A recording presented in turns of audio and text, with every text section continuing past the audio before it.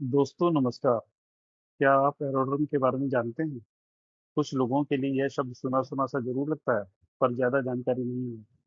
हाँ, एयरपोर्ट के बारे में तो अच्छी जानकारी रखते हैं और इसे कई बार देखा भी है। आज के इस वीडियो में हम एरोड्रम को जानेंगे और उसकी परिभाषा को बारीकी से समझेंगे। वीडियो को ध्यान से देखिएगा और सुनिएगा क्योंकि यह आपके काम की हो सकती है। वैसे तो एरोड्रम की definition reference ICAO publication NX 14 volume 1 aerodrome design and operation में मिलती है। एनएक्स 14 के अनुसार aerodrome is a defined area on land or water, including any buildings, installations, and equipment intended to be used either wholly or in part for the arrival, departure, and surface movement of an aircraft. इसका हिंदी रूपांतरण है हवाई अड्डा भूमि या जल पर एक निर्धारित क्षेत्र जिसमें भवन, प्रतिष्ठान और उपकरण शामिल हैं, जिसका उपयोग पूर्णतः या आंशिक रूप से विमान के आगमन, प्रस्थान और सतही आवागमन के लिए किया जाता है। दोस्तों, एरोड्रम की सरलतम व्याख्या इस तरह से कर सकते हैं।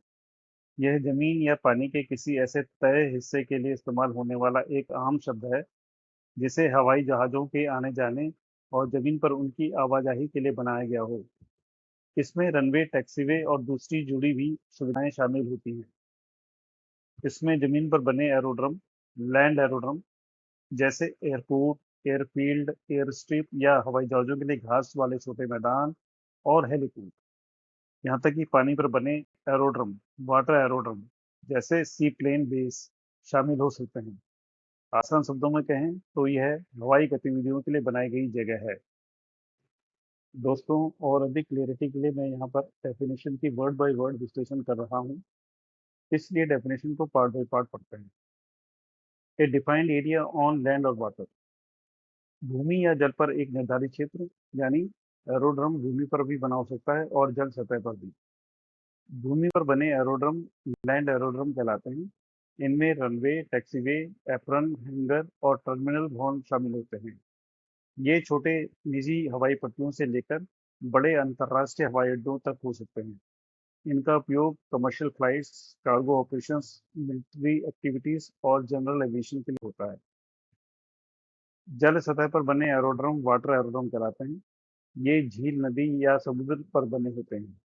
यहाँ सी प्लेन या एम्फीबियस एयरक्राफ्ट लैंड और टेक ऑफ कर सकते हैं। रनवे की जगह पानी की सतह और फ्लोटिंग जेटिस का इस्तेमाल होता है। डेफिनेशन का अगला पार्ट है including any buildings, installations and equipment, यानी एरोड्रम सिर्फ रनवे या पानी की सतह तक सीमित नहीं है। इसमें वो सभी भवन, प्रतिष्ठान और उपकरण शामिल हैं जो विमान संचालन के लिए जरूरी होते हैं। आइए इन्हें विस्तार से समझते हैं। सबसे पहले बात करते हैं बिल्डिंग्स यानी भवन की। एरोड्रम के अंतर्गत आने वाले प्रमुख भवन इस प्रकार से हैं: air traffic control ATC building, terminal building, cargo terminal, fire fighting station, electrical sub station, sewage treatment plant, water treatment plant, hangars for aircraft repair and maintenance, administrative offices, fuel farms इत्यादि। बात करते हैं installation यानी प्रतिष्ठान की। इसमें वे system और प्रतिष्ठान आते हैं जो विमान संचालन को सुरक्षित और सुचारू बनाते हैं। इनमें शामिल हैं एयरफील्ड लाइटिंग सिस्टम जैसे runway edge light, approach lights, taxiway lights इत्यादि। रडार और कम्युनिकेशन सिस्टम्स, पेरीमीटर फेंस और लाइटिंग, हाई मास्ट लाइट्स और भी कई तकनीकी प्रतिष्ठान हैं जो एयरक्राफ्ट ऑपरेशंस को सपोर्ट करते हैं।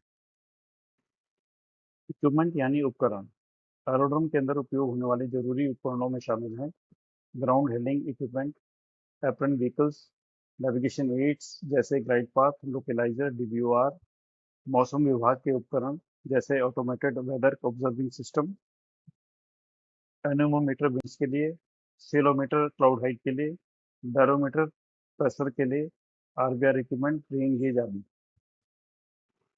दोस्तों, बढ़ते हैं डेफिनेशन के अगले पार्ट की ओर। होली और इन पार्ट्स, पूर्णतः या आंशिक रूप से। होली, ऐसे बड़े एयरपोर्ट्स जिनका पूरा क्षेत्र सिर्फ एविएशन गतिविधियों के लिए समर्पित होता है। इसमें रनवे, टैक्सीवे, टर्मिनल और हैंगर शामिल होते हैं। उदाहरण के लिए Delhi international airport, Mumbai international airport, Bengaluru international airport इत्यादि। इन पार्ट्स आंशिक रूप से। कुछ छोटे एरोड्रम ऐसे भी होते हैं जिनका सिर्फ एक हिस्सा एविएशन के लिए होता है, बाकी क्षेत्र गैर विमानन कार्यों के लिए उपयोग में आता है। उदाहरण, ऑयल रिफाइनरी के साथ हेलीपैड, स्टील प्लांट परिसर में हेलीपैड, किसी कमर्शियल बिल्डिंग की छत पर हेलीपैड, प्राइवेट खेत में छोटी लैंडिंग स्ट्रिप।